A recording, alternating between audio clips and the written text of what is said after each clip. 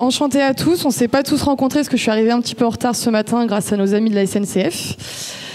Donc tout simplement, je crois qu'on a été un petit peu vengés avec Astrid parce que j'embête Recrutir chaque semaine avec des millions de messages, donc ils se sont dit on va les mettre avant manger. Bien compliqué, mais bon, ça va bien se passer.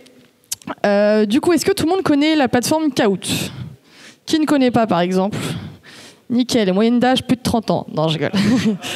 Non, tout simplement, Kahoot, c'est une plateforme de quiz interactif. Donc, vous allez pouvoir saisir vos téléphones. Et comme ça, vous avez soit un petit QR code à scanner, soit vous pouvez aller sur le site de kahoot.fr. Donc, comme ça s'écrit ici. Et vous allez avoir un petit numéro à rentrer. Donc tout simplement, c'est un petit jeu, il va y avoir une vingtaine de questions, c'est vraiment pour vous faire passer cet atelier tranquillement. Évidemment, il y aura un podium, le gagnant, ça a été négocié, il aura un abonnement Recrutir à l'année, c'est bien ça? Il n'est pas au courant, hein. Ah, c'est pas ça. Une casquette. Une casquette, ouais, c'est déjà ça, écoute. On va se battre pour une casquette, c'est bien. Ouais,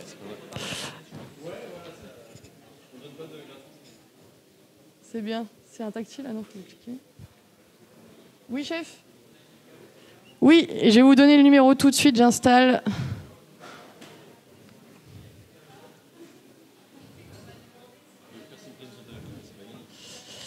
Alors.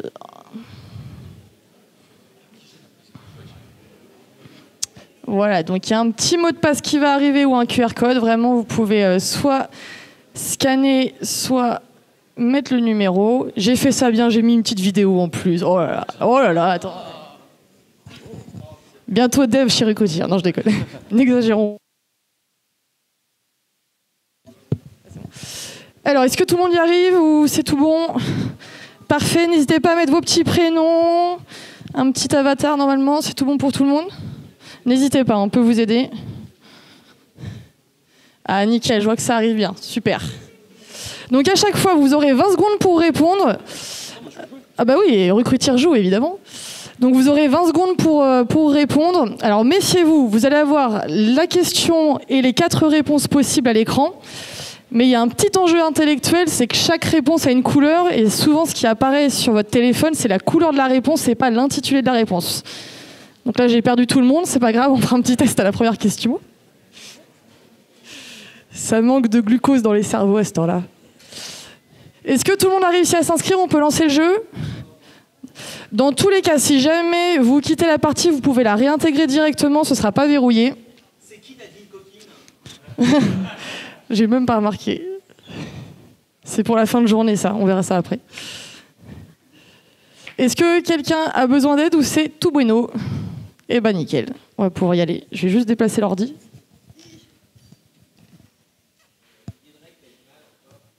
Pardon? Allez, Greg. Allez, c'est parti. Dans tous les cas, le code apparaîtra en continu en bas de l'écran sur la partie, donc vous pourrez toujours nous rejoindre. Il n'y a aucun souci avec le micro. Très doué, évidemment.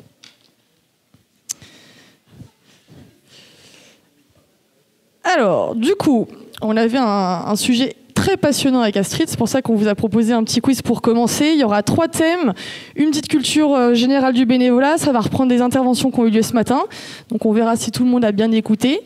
Il y aura quelques statistiques de Recrutir et du coup quelques anecdotes qu'on a condensées avec Astrid sur tout ce qui nous arrive quand on envoie des fiches d'affectation. Et du coup, le but de ces anecdotes, c'est qu'on puisse avoir ensuite entamé un temps d'échange pour voir si ça vous arrive aussi, si vous avez d'autres cas de figure et quelles solutions on peut apporter à nos problèmes. Donc bon courage à tous et n'oubliez pas, une casquette à gagner, ça vaut le coup quand même.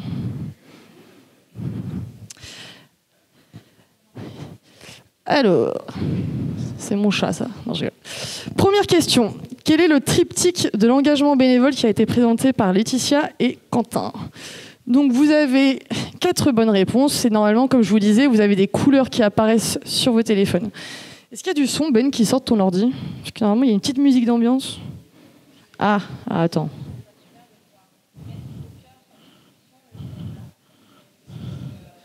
Ah, il y a un autre truc qui est lancé en même temps, là. Comment c'est vrai? Bon, excusez-moi, petit loupé de première question. Merci. Alors du coup, il y a eu quelques mauvaises réponses. Eh, mais Ben a mal répondu. Bravo Ben, super. Quelle belle mise en valeur. Allez, question suivante. Normalement, ça va fonctionner. Donc, en tête des scores, Arthur, qui es-tu? Bravo, ah bah, super. Bel exemple, celui qui filme. J'adore. Et bah bravo Arthur, continue comme ça. Allez, en 2021, combien de Français ont déclaré avoir été bénévoles au moins une fois dans l'année? Donc heureusement, c'est une bonne nouvelle, ça se compte en millions. Mais combien? Est-ce qu'on peut augmenter le son des télés par hasard? Ou pas? Non, ils sont tous sur le jeu. Le son des télés, je suis chiante, hein. Ah oui. Ah, nickel. Petite musique d'ambiance. Donc vous remarquerez à chaque fois la qualité des gifs que je mets. Donc c'est ça, 15 millions de Français. Donc ces chiffres-là, ils viennent de l'INGEP, donc qui est l'Institut national de la jeunesse et de l'éducation populaire, et ils datent de 2021. Donc c'est quand même après Covid, donc c'est plutôt pas mal. Allez, Martin passe en tête, bravo Martin. C'est ton collègue? Non, je m'en sais jamais. Allez, question suivante. Donc parmi ces 15 millions de bénévoles, quelle est la répartition hommes-femmes, à votre avis? Donc ça n'a pas été évoqué, je crois, ce matin.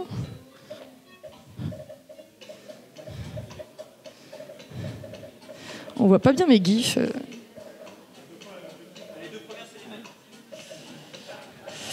Mais justement, il fallait le remarquer. Bien vu. 2 casquettes pour lui. Allez, bravo. Donc il y a légèrement plus de femmes que d'hommes. Mais vraiment, c'est plutôt une belle parité, je dirais. On a Q qui passe en premier. Bien joué, quand c'est bien, patron. Bravo. Qu'est-ce que je suis lèche-cul quand je lui mets. Alors, parmi toutes ces personnes, quel est le pourcentage d'individus âgés de 16 à 34 ans, à votre avis?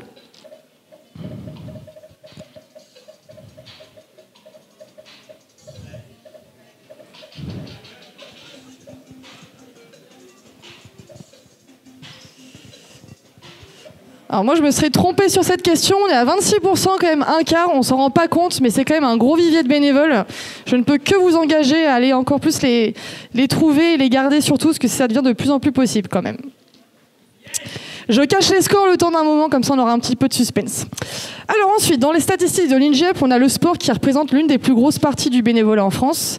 Mais qu'en est-il de la culture et du spectacle, à votre avis? Peut-être que ça a été dit d'ailleurs par Laetitia, je suis pas sûre.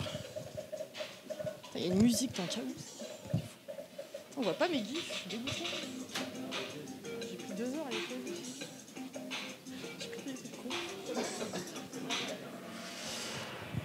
Et ouais, 2 bonnes réponses et c'est un peu triste, mais il y a seulement 12%. Donc je trouve que, enfin c'est très subjectif, c'est personnel, mais je trouve que la culture et le spectacle et tous les arts ne sont pas assez représentés dans le bénévolat.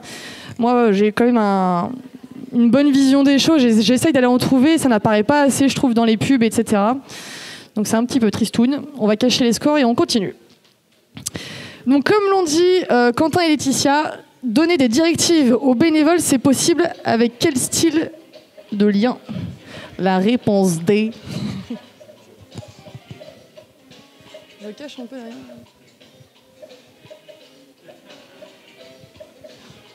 J'espère que vous n'avez pas été vexé des mauvaises réponses. Hein.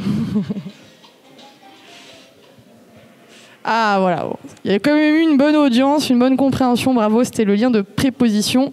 Et évidemment pas le lien de subordination, je rebondis légèrement, mais absolument pas, à éviter. Mettre des claques. Voilà, mais il n'avait pas vu mon format avant, il n'y a pas de triche. Allez, question suivante. L'engagement en France représente à peu près combien de pourcents?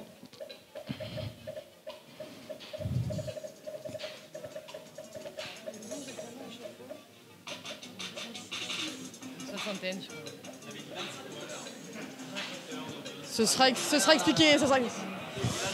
Alors, c'était 25, mais il m'a envoyé la rectification ce matin. J'étais dans le train à la bourre, j'ai pas pu rectifier. Mais bon, oui, vous avez quand même le bon état d'esprit, c'était 25%.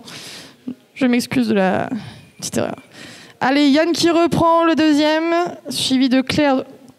Parfait, bravo. Alors, en cas de contrôle, nos amis les inspecteurs, du coup, si vous avez bien tout compris, que vont-ils chercher ?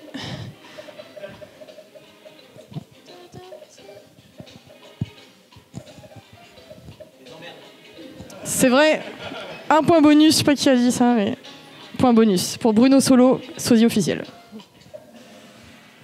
Voilà, tout ce qui est système de faisceau d'indices, et je vous invite évidemment à en reparler autour du repas de ce midi et de ce soir, parce que c'était quand même assez passionnant. 1 heure, c'est pas assez pour en parler, donc n'hésitez pas à venir nous voir entre vous. Les 4P? Monsieur Willem, c'est 4P? Ah oui, c'est prix, promotion, place, ouais, ok. Il étale sa confiture de temps en temps, il aime bien. Alors maintenant, question statistique. Donc je remercie Mathieu que j'ai encore embêté hier par message qui m'a envoyé pas mal de données, dont certaines qui sont assez surprenantes. Donc là, c'est un petit peu au petit doigt mouillé. Donc arrêtez à la date d'hier, combien de mails ont été envoyés en 2023? Tout événement confondu, tous les mails. Pardon?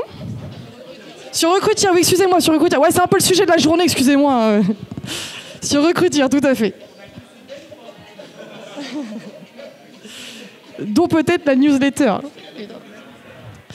En effet, j'ai été assez surprise, que je trouve ça énorme. Il y a plus de 800 mails qui ont été envoyés.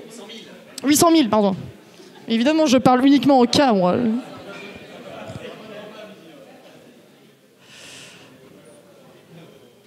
Alors, du coup, en 3 ans, j'ai pris à partir de 2021, quel est le pourcentage d'évolution d'envoi de mails? Parce qu'on sait qu'évidemment, il y a eu de plus en plus de fonctionnalités, comme les vues personnalisées, comme les mails automatiques, etc., etc. Et en fait, on a vu qu'il y a eu quand même une grosse croissance de l'envoi des mails, mais de combien est-elle?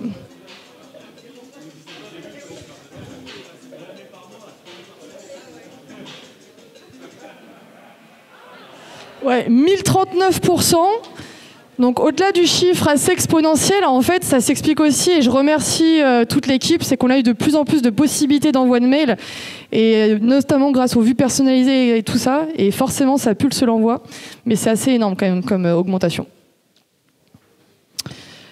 Ensuite, sur ces 800 000 mails envoyés, mais combien n'ont jamais trouvé leur destinataire, soit par adresse erronée, soit pour une adresse introuvable? À votre avis, combien n'ont jamais trouvé leur petit papa ou petite maman? C'est dommage, mon gif, on voit pas, c'est un mort avec une laisse, putain. Tu sais que j'ai cherché loin.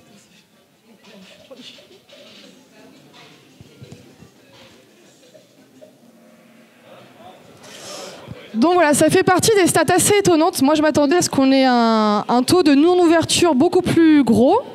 Ça représente seulement 2% de l'ensemble, donc c'est quand même plutôt pas mal. Allez, Jess est passé devant qui est Jess? Bravo, même au fond de la salle, ça suit. Merci beaucoup les copains, c'est cool. Allez, question suivante qui compte double, attention. Parmi ces 800 000 mails, combien ont été ouverts? Parce qu'en fait, on a les mails qui ont été envoyés, qui ont bien été reçus dans la boîte mail, mais combien ont été ouverts? Et ça, c'est un chiffre assez intéressant, je trouve.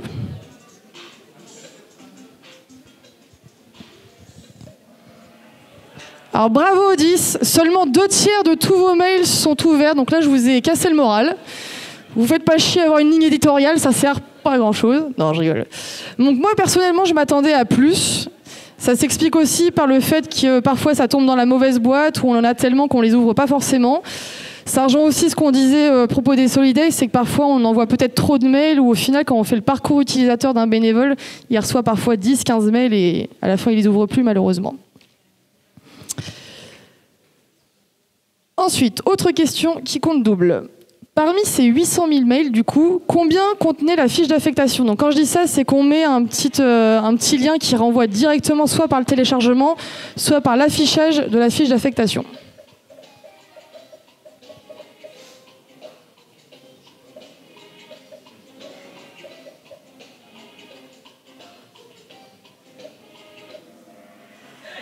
Yes.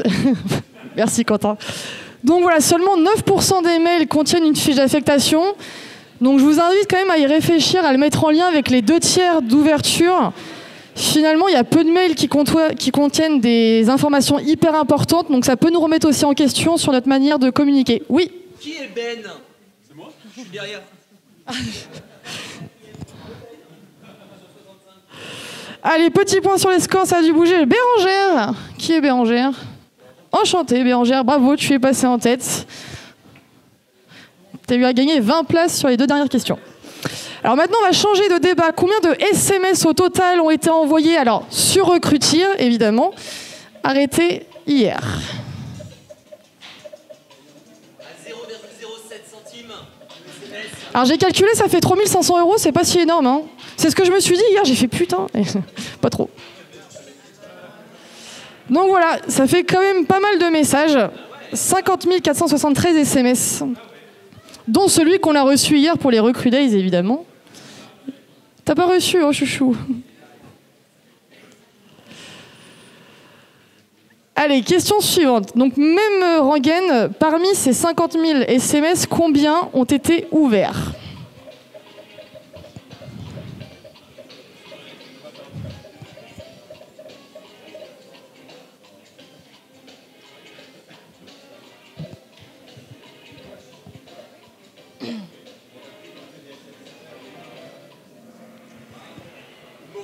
Moralité, exactement, merci de cette belle transition. Tout ça pour vous dire que généralement le SMS, même si parfois ça paraît un peu archaïque, ça contient quand même un taux d'ouverture vachement supérieur à celui des mails, parce que là on est largement à plus de 2 tiers, on est à près de 90%. Donc voilà, nous je sais, on en reparlera après, mais je sais que nous à l'Amicale des bénévoles, on aime bien envoyer un petit SMS avec la fiche d'affectation, parce qu'on se rend compte que ça marche beaucoup plus. On a tendance à recevoir de moins en moins de SMS, donc quand on en reçoit un, on le regarde avec plus d'attention. Bon, c'est un recul purement personnel en tout cas. On pourra en reparler juste après. Allez, Bérangère reste en tête, bravo. La casquette se rapproche, je le sens. Donc dernière partie, les petites anecdotes qu'on a recueillies avec Astrid. Et on a fait des petites questions là-dessus. Alors, sur quel appareil surprenant un bénévole a déjà-t-il essayé de nous montrer sa fiche mission ? Ah bah, tu lis dans mon esprit. Ah, vous savez, on peut être surpris parfois. Hein.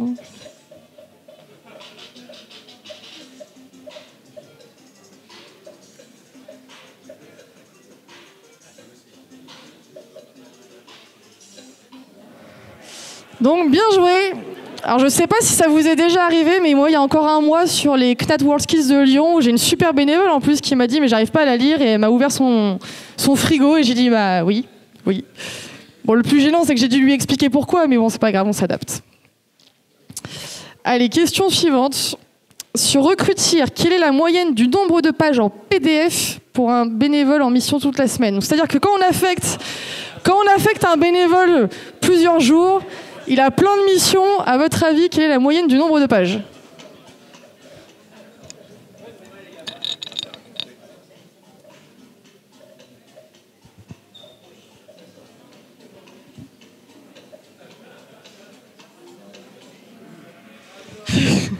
Il n'y a personne qui a joué dans mon jeu. Bon voilà, c'était une petite remarque pour Recruiter, parce que c'est vrai que parfois, quand il y a un bénévole qui est là sur plein de missions différentes et qui reçoit un PDF qui fait 20 pages, souvent on cherche. Je regarde qui du coup ? Ah, JC, on en reparlera ce midi. Hein. Vraiment, il y a un truc qu'il faut faire, quoi. J'ai pas la solution, mais je suis ouverte à la discussion parce que vraiment, il y en a, ils me sortent des PDF, on ne sait même plus où il est. Donc voilà, c'était une petite blague, une petite remarque. Bah ouais, je me doute. Bah ceci dit, non, personne n'a gagné, donc... Ensuite, donc là, vous pouvez avoir plusieurs réponses possibles. Quels problèmes récurrents interviennent pour un bénévole souhaitant se rendre sur son lieu de mission ? Donc ça, c'est les problèmes qu'on rencontre le plus, notamment pour les signaleurs quand même.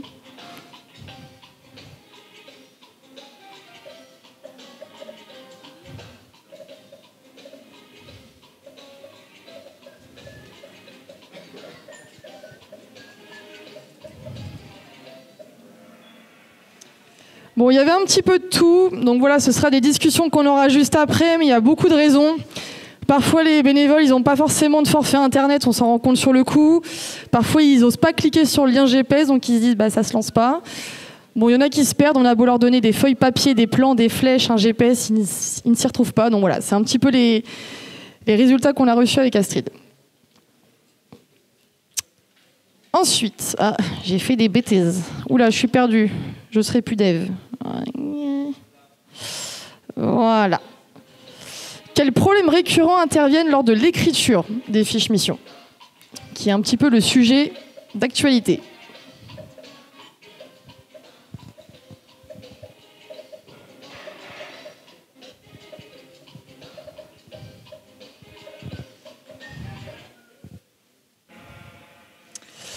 Donc voilà, encore une fois, on aura l'occasion d'en rediscuter et moi je suis vraiment preneuse de vos conseils ou de votre retour d'expérience parce que parfois on a beau mettre tous les détails possibles, parfois il y en a trop, ils ne lisent plus.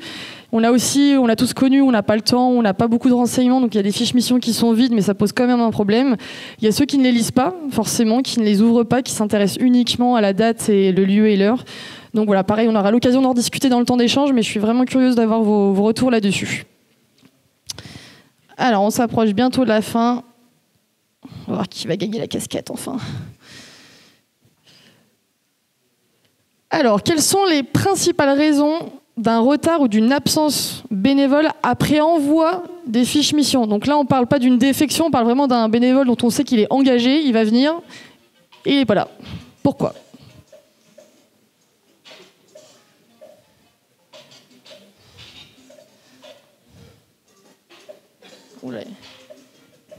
Il n'y a pas la fibre à Paris, apparemment. Voilà, bien joué. Donc on a tous déjà eu le cas. On a déjà eu, moi, des bénévoles on avait donné rendez-vous à un bar, mais il y a plusieurs types de bars comme le Ninkasi qui se pointent à un mauvais Ninkasi. Il y en a qui viennent une semaine plus tôt. Ça nous est déjà arrivé aussi sur des événements. Il y en a une fois, il s'est quand même trompé d'événement. Il a dit, mais je suis pas à un festival là. Bah non, t'es sur un triathlon, mon chouchou. Mais bon, c'est pas grave. Ça arrive. Allez, dernière question, normalement, si je dis pas de bêtises.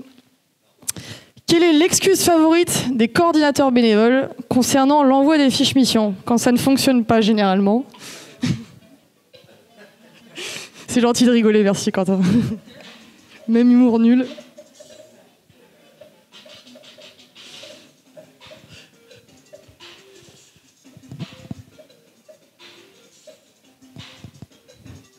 Bon voilà, évidemment c'était taché d'humour. Nous généralement c'est ce qu'on dit, je pense qu'il y a une partie de vrai, il y a quand même beaucoup de mails aujourd'hui qui tombent dans les spams, je ne sais plus comment faire. Il y en a notamment qui ne regardent pas leur spam et qui en perdent, et je trouve que nous on a une grosse perdition d'informations là-dedans. Donc pareil, je serais vraiment curieuse d'avoir votre recul là-dessus, si ça vous arrive autant que nous, sinon on se remettra en question quand même. Ah non, il en restait une dernière, autant pour moi, qui compte double en plus, attention. Quelle est la solution de gestion bénévole préférée des personnes présentes dans la pièce? Je veux vraiment avoir un petit abonnement pour Astrid et Aurélie, s'il vous plaît. Il faut taper le verre, là. Bon, pour la blague, j'ai failli mettre que des cohésions, mais j'ai pas osé. Je me suis dit quand même. Bon, en tout cas, voilà, merci d'avoir passé ce bon moment avec nous. Après, je laisserai le micro à Astrid pour les temps d'échange et les petites remarques. En troisième place, Antoine. Qui est Antoine? Bravo Antoine, on applaudit s'il vous plaît quand même. Mathis. Mathis, qui est Mathis? Bravo Mathis. And the first one, Margot. Bravo Margot qui gagne cette magnifique casquette.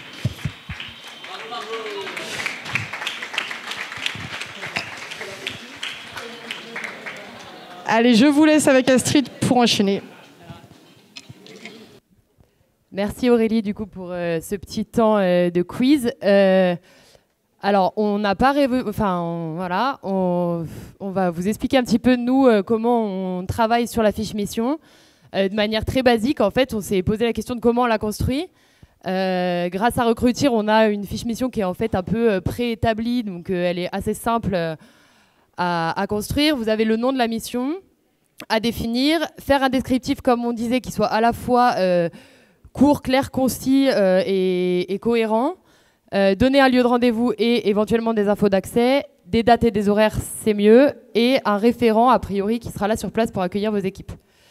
Ça, c'est la base de comment on fait une fiche mission. Nous, on a listé un certain nombre d'écueils et de difficultés qu'on peut rencontrer ensuite sur le terrain. L'important, c'est vraiment d'être clair et d'être cohérent. Vos fiches d'affectation, il faut qu'elles soient vraiment claires et faciles à comprendre, qu'elles soient lisibles.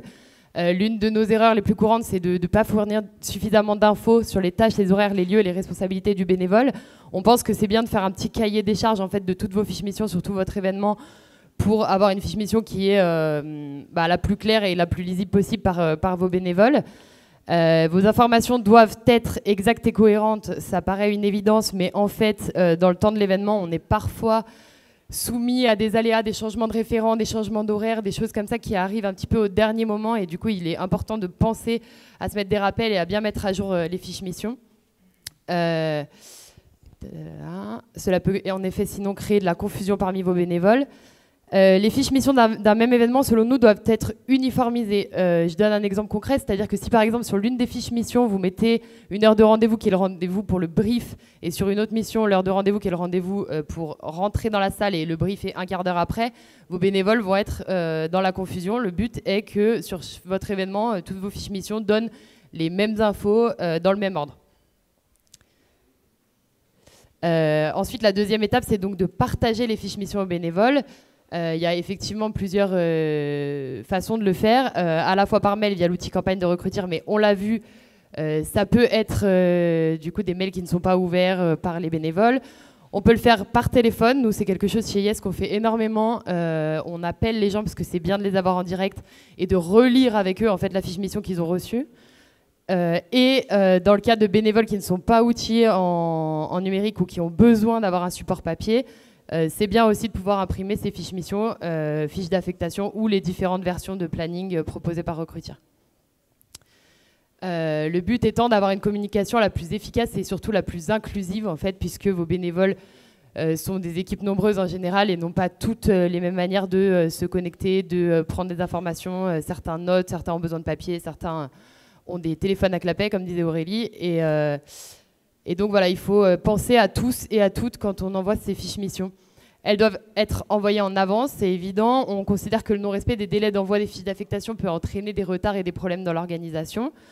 Elles doivent être mises à jour, ça je l'ai déjà dit. Le but étant d'informer les bénévoles de tous nos changements de dernière minute, des consignes spéciales, des contacts d'urgence qui peuvent, s'ils n'en ont pas l'info, créer des problèmes sur le terrain. Et c'est très important, on l'a vu, de vérifier que le bénévole a bien reçu et a bien compris sa fiche mission.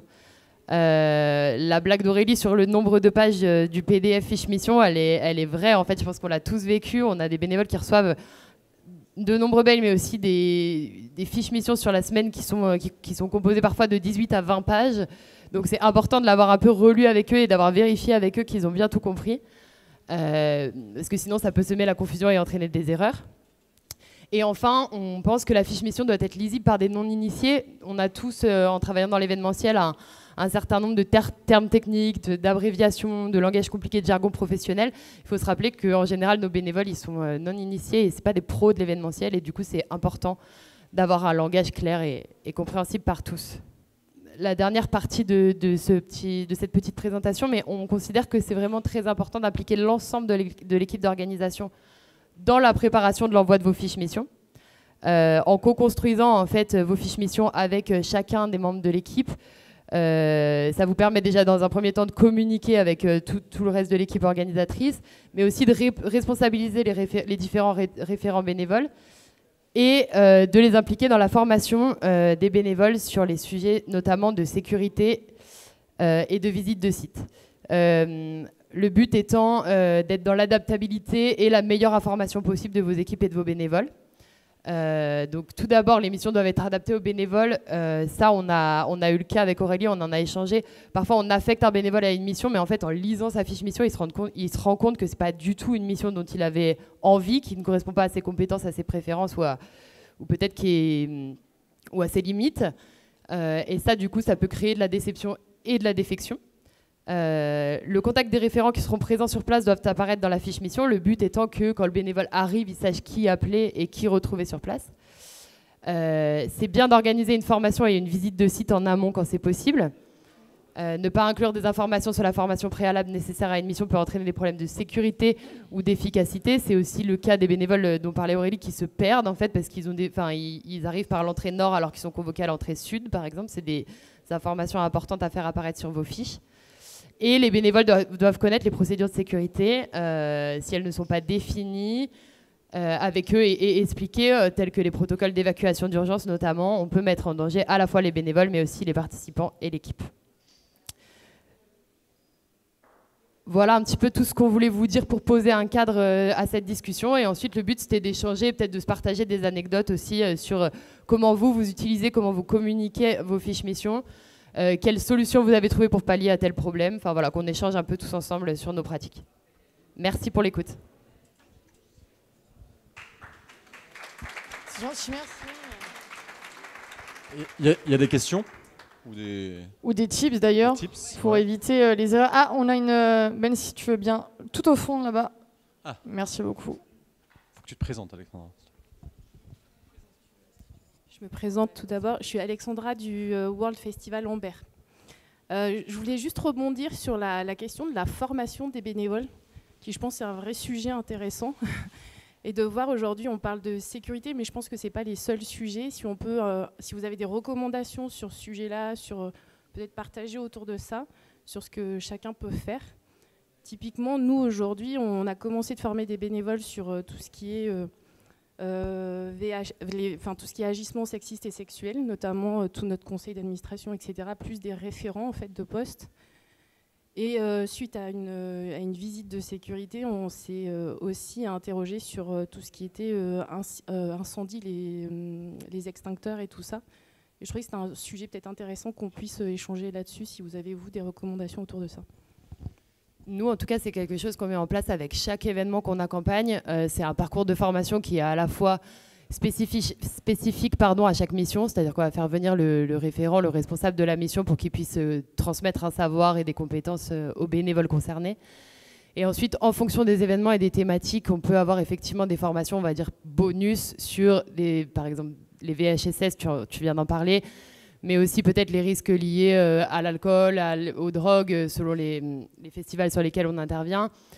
Par contre, sur les procédures de sécurité, etc., ça va plus passer par du concret, c'est-à-dire de la visite de site, afin de ne pas noyer d'informations le bénévole, parce que c'est ça aussi le risque, en fait, c'est de lui transmettre trop d'infos, et que du coup, il est un peu, qu'elle soit diluée, tu vois, au milieu d'un certain nombre de process et d'informations qui ne le concernent pas, en fait. Donc je trouve qu'il faut arriver à créer un parcours de formation qui soit adapté, en fait, à l'expérience de chacun au sein du festival.